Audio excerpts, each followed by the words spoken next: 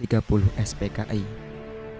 G30 SPKI adalah sebuah peristiwa bersejarah yang terjadi pada malam 30 September hingga awal 1 Oktober 1965 di Indonesia.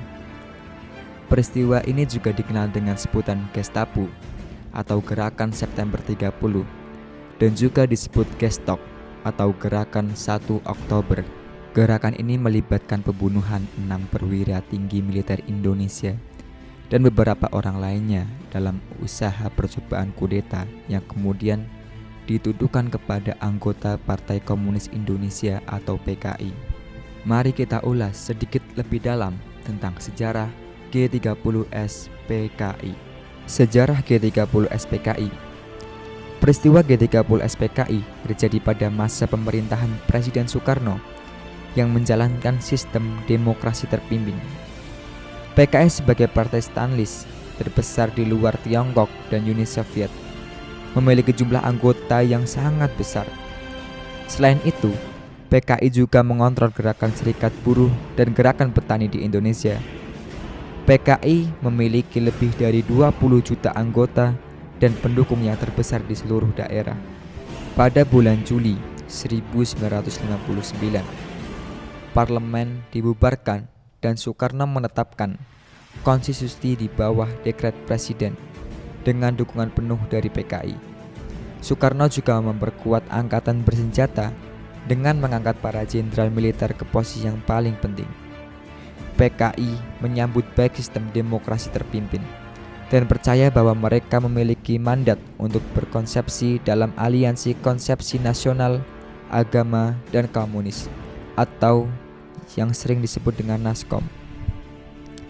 Namun, kolaborasi antara kepemimpinan PKI dan kaum berjuis nasional dalam menekan gerakan independen kaum buruh dan petani tidak berhasil memecahkan masalah politik dan ekonomi yang mendesak. Masalah ekonomi seperti penurunan pendapatan ekspor, penurunan cadangan devisa, inflasi yang tinggi, dan korupsi birokrat dalam militer menjadi semakin merajalela.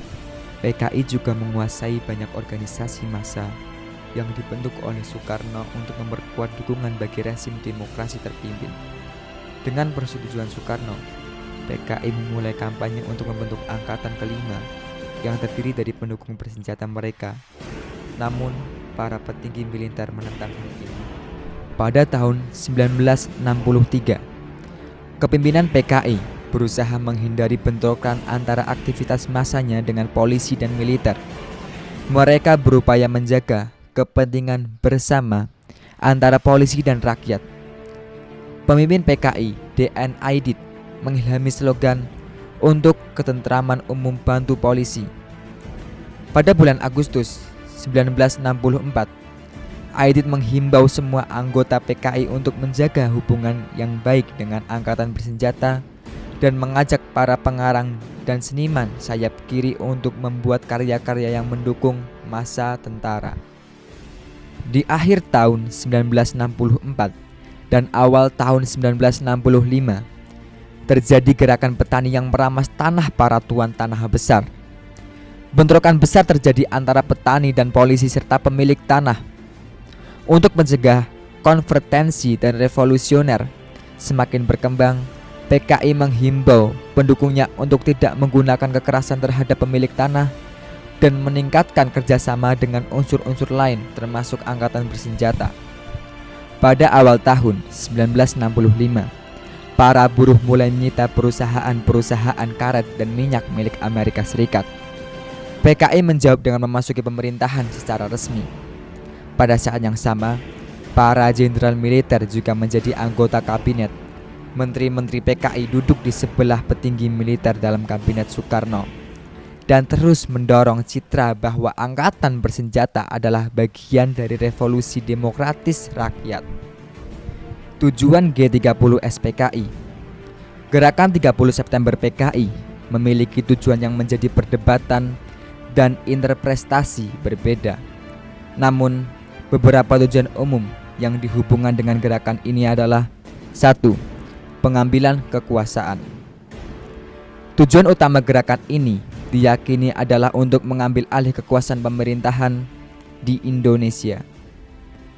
Anggota gerakan ini yang diduga terhubung dengan PKI berupaya memulai tindakan kudeta untuk merubah tata kelola politik negara sesuai dengan pandangan ideologi mereka.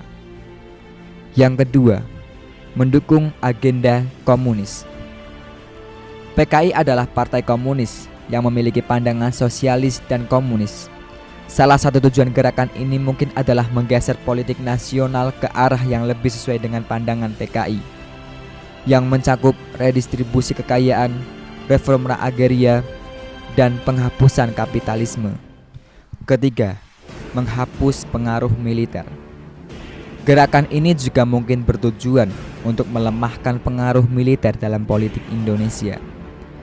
Keterlibatan perwira tinggi militer dalam gerakan ini dapat diartikan sebagai usaha untuk menggantikan struktur kekuasaan yang ada dengan kekuatan yang lebih sesuai dengan ideologi komunis.